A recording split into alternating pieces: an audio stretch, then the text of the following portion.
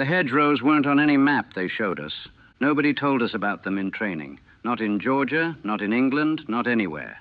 They showed us beaches, showed us German fortifications, showed us bocage country on maps with neat little lines. What they didn't show us was that those neat little lines were actually walls of earth and roots 10 feet high and 1,000 years old, and that behind every single one of them was a German with a machine gun waiting to kill you.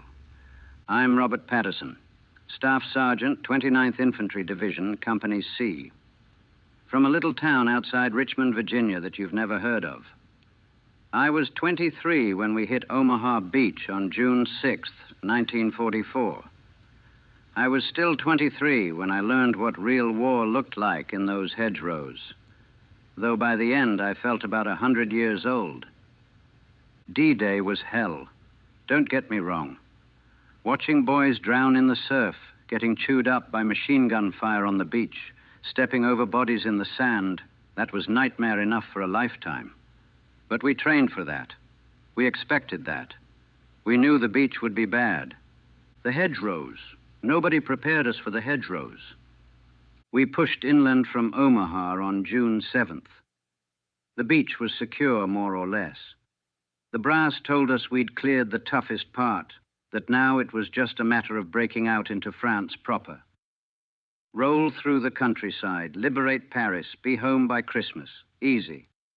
The first hedgerow we hit was maybe a mile inland. Looked like nothing, just an overgrown fence line, thick bushes on a mound of dirt. We walked up to it, and that's when the Germans opened up. Machine gun fire from the other side, maybe 20 feet away. We couldn't see them. They could see us just fine.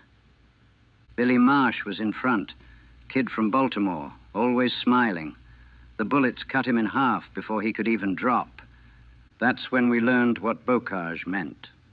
Those hedgerows carved up Normandy into a maze of small fields, each one maybe an acre or two, each one surrounded by earthen walls 6 to 10 feet high, thick with roots and brush and trees growing out of the top. The Germans had been there for 4 years. They knew every field, every gap, every firing lane. They'd turned the entire countryside into a fortress, and we had to take it one field at a time, one bloody field at a time. The first week in the hedgerows, we advanced maybe 3 miles. 3 miles in 7 days. Each field cost us men. Each gap in the hedgerows was a killing zone. The Germans would let us get close to a hedgerow, let us bunch up near the base where we thought we had cover. Then they'd hit us with everything. Machine guns, mortars, artillery. Sometimes they'd have a tank or an 88 waiting in the next field over, pointed right at the gap we were trying to push through. You couldn't see more than one field ahead. Couldn't call in effective artillery because you didn't know where anything was. Couldn't use tanks properly because they'd get stuck or blown up trying to push through the hedgerows. Air support was useless. The flyboys couldn't tell our fields from German fields from above.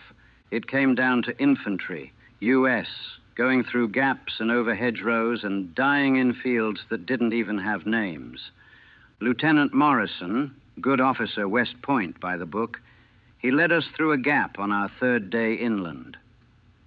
There was a German machine gun nest on the other side, perfectly positioned, sandbags and camouflage. They waited until half the platoon was through the gap. Then they opened up.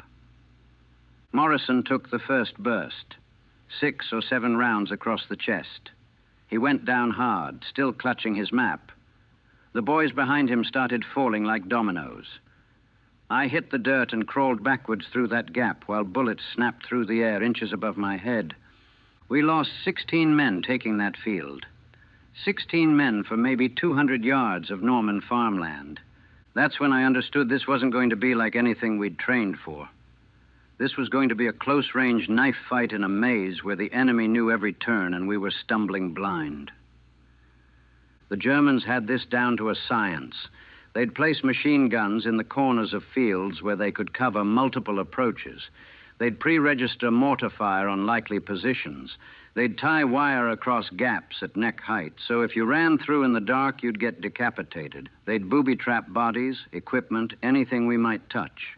And they'd wait, patient, quiet, let you think a field was empty, let you get comfortable, then remind you it wasn't.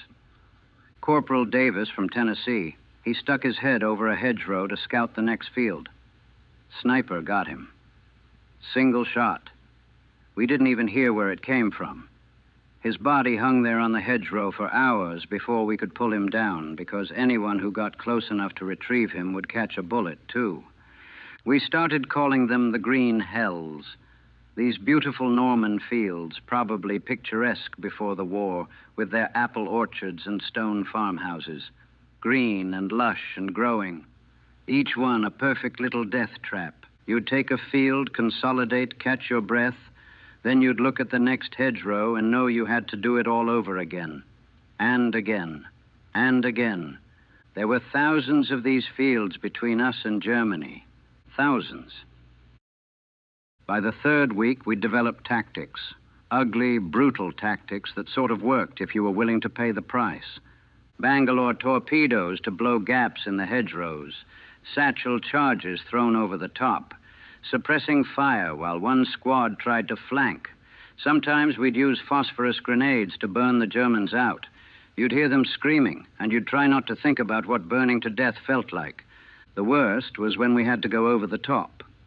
Climb up that earthen wall, exposed for those few seconds, praying you'd make it to the other side before someone shot you. More often than not, you wouldn't. I watched Sergeant Williams, tough kid from Chicago, 3 years in the Army. I watched him climb a hedgerow near St. Lo. He got to the top, started to drop down the other side, and a burst of machine gun fire caught him. He hung there, draped over the hedgerow like laundry on a line, dead before he could even scream. We left him there for 2 days because we couldn't take the field. Every time we tried, the Germans would cut us down. Williams just hung there, getting stiff, getting bloated in the June heat. Finally, we took the field with tank support, and by then, Williams was so decomposed, we could barely get him down. That's what the hedgerows did. They turned men into obstacles, into warnings to the next guy coming up.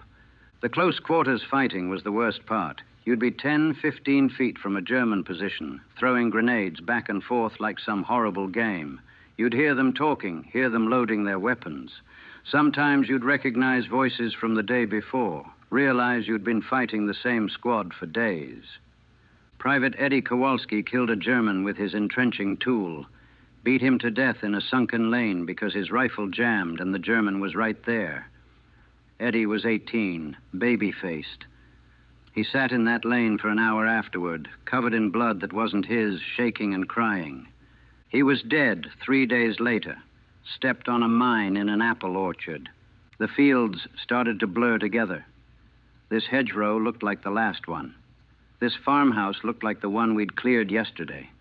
The same green walls, the same narrow gaps, the same hidden Germans waiting to kill us. Day after day after day, we stopped using names for the dead. Too many of them. They became the new kid who caught it in the orchard, or that corporal from 3rd Squad. Remembering names hurt too much when you knew they'd be gone tomorrow anyway. Replacements came up every few days. Fresh-faced boys straight from England, clean uniforms, eyes still bright. We'd watch them arrive and run a pool on how long they'd last. Cruel, maybe. But it was honest. Most didn't make it a week. Some didn't make it a day. I remember one replacement. Don't remember his name. He asked me on his first day what it was like. I told him to keep his head down and his mouth shut. He laughed. Thought I was being dramatic. He was dead by sunset. Walked into machine gun fire because he stood up at the wrong time. The smell was everywhere. Death and cordite and burning and earth torn up by explosives. You'd dig in at night and find pieces of bodies in the soil from fighting that happened weeks before. The whole countryside was churned up. Bodies and equipment and shell casings mixed together in the Norman dirt. It rained most nights, cold rain that turned everything to mud, filled your foxhole, soaked through your uniform.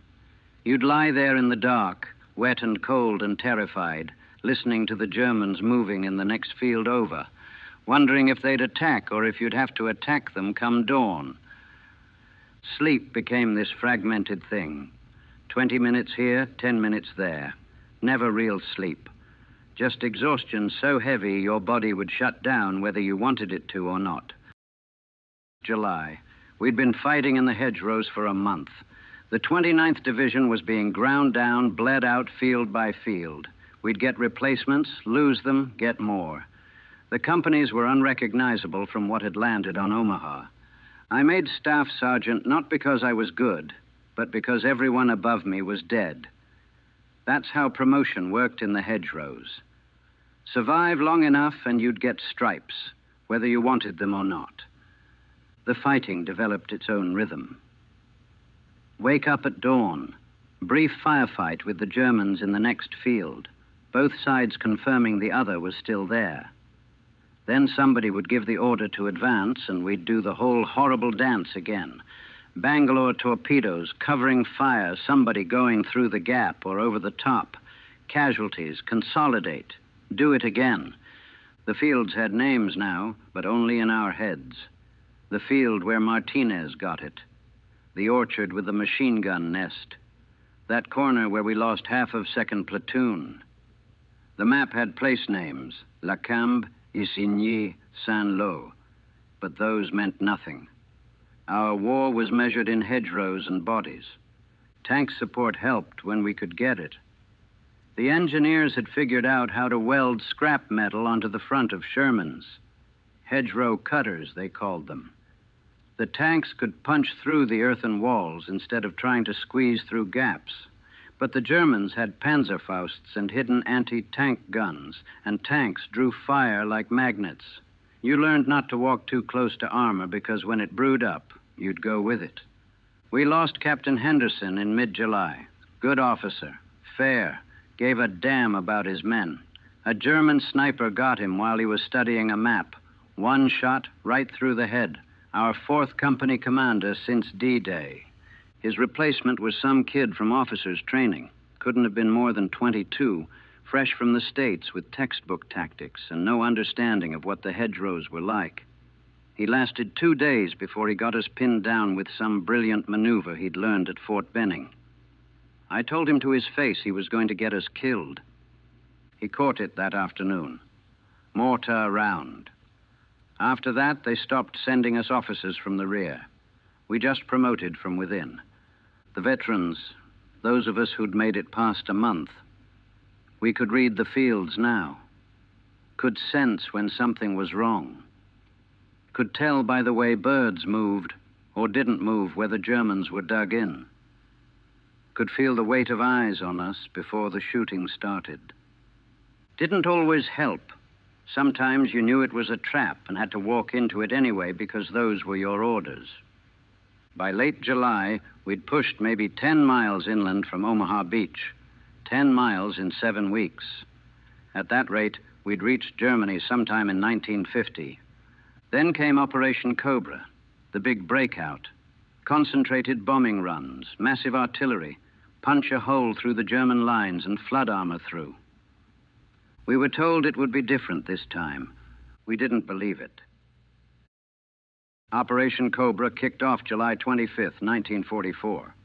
The flyboys dropped thousands of tons of bombs on a narrow front south of St. Lô. Supposed to pulverize the German positions, clear the way for our breakout. Some of those bombs fell short. I was maybe 3 miles from the drop zone when it happened. Could feel the earth shaking from the bombardment. Then we started getting reports. Our own bombers had hit our own positions. Hundreds of casualties. An entire battalion caught under American bombs. Lieutenant General McNair, high-ranking officer, 1-star general, he'd been up front observing.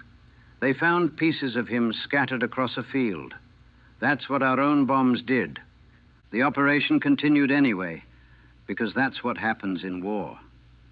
The cost is already paid, so you keep going. We pushed through the chaos. The bombing had worked, sort of. The German lines were shattered in places, But in other places they held, and we were back to the same grinding hedgerow fighting, just with fewer men and more shell-shocked survivors stumbling through the smoke. I'd been fighting for 7 weeks straight by then. No real breaks, no rotation to the rear. Just continuous combat in those green hells, day after day, watching boys die for fields that didn't matter, except that we needed them to get to the next field that didn't matter either. Something broke in me around then. Can't pinpoint exactly when. Maybe it was watching Private Johnson, kid from Iowa, just turned 19. Maybe it was watching him step on a mine that blew his legs off, and he lay there in the grass screaming for 20 minutes before the medic could get to him. Maybe it was the way his screaming just became background noise, another sound in the hedgerows, like the machine guns and the mortars and the flies buzzing around the corpses. Or maybe it was the morning I woke up in my foxhole and realized I couldn't remember what my mother's face looked like. Couldn't remember my own house back in Virginia. Those things felt like they'd happened to someone else, someone who died back on Omaha Beach, and I was just this thing that kept moving forward because stopping meant dying. I stopped feeling fear. That was the worst part.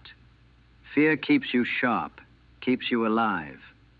When the fear goes away and all that's left is numbness, you know something inside you has died. We took a farmhouse near Marigny in late July. There was a German kid inside, maybe 17, wounded, couldn't have been in the army more than a few months. He was crying, calling for his mother in German. One of our guys was going to shoot him, and I didn't stop it, didn't even try. Just watched it happen with the same empty feeling I had watching our own boys die. That German kid's face looked just like our replacements. Same fear, same youth, same wasted life.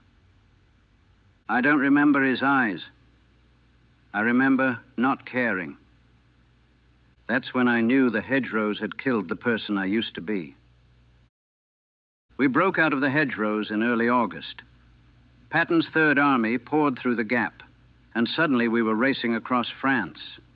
The war became mobile again, fluid, the kind of war we'd trained for. But I was still in the hedgerows. In my head, I never left. We liberated Paris in late August. People cheering, kissing us, handing us flowers and wine. Girls dancing in the streets.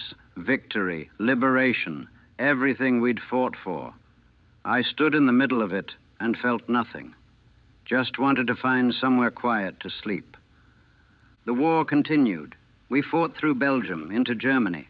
I made it all the way to the Elbe River in April 1945 when the war in Europe ended. Survived the whole thing. 23 years old when it started. 24 when it finished. 11 months of combat. 53 weeks that destroyed the rest of my life. They shipped us home in summer of 1945.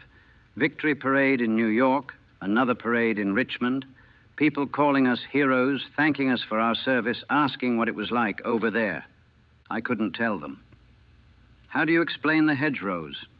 How do you make someone understand what it's like to watch boys die for fields that had no names, no strategic value, no meaning beyond being the field you had to take to get to the next field? How do you explain that you killed a 17-year-old German kid and didn't feel anything? You don't. You smile and nod and say it was tough, but we did our duty. You keep the truth buried in the same place you buried your humanity in those Norman fields.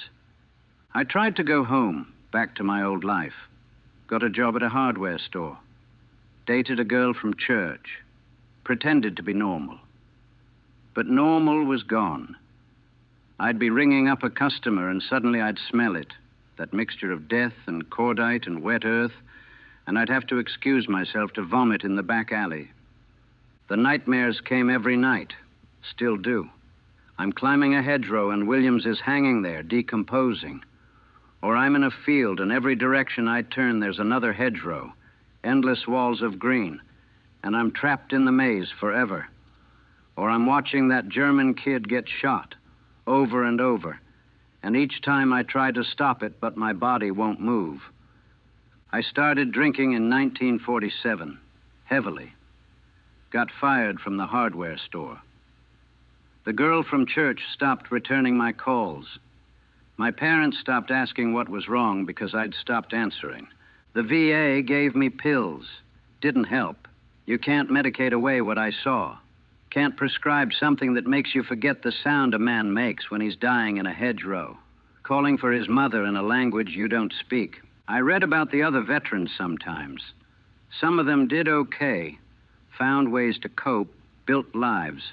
Others didn't. There was a story in the paper a few years back about a guy from the 1st Division who hanged himself in his garage. Left a note that just said, "I never left France." I understood that. God help me. I understood it completely. I'm 57 years old now. The war ended 33 years ago. 33 years, and I still can't walk past a thick hedge without my heart racing. Can't stand in enclosed spaces. Can't watch fireworks without diving for cover. People say time heals. They're wrong. Time just puts distance between you and the thing that broke you, but the broken parts don't heal. They just become part of who you are. The boy from Virginia who landed on Omaha Beach, he died in the hedgerows somewhere between the beach and St. Lo. What came back was something different, something that looked like him but wasn't. A hollow thing that learned to smile at the right times and say the right things, but was really just going through motions. 53 weeks. That's all it took. 53 weeks in the hedgerows, and the rest of my life paying for it. They tell stories about D-Day, about the beach landings and the heroism and the turning point of the war. They don't tell stories about the hedgerows, about the weeks of brutal, grinding combat in fields nobody remembers, about the thousands of boys who died taking ground that didn't have names. We were told we'd be home by Christmas. They meant Christmas, 1944. But some of us never came home at all. We're still there, still trapped in those green walls, still fighting through one more field, and one more, and one more. The hedgerows weren't on any map, but they're mapped in my head. Every field, every gap, every place where someone died. I carry those maps everywhere I go, and there's no way out.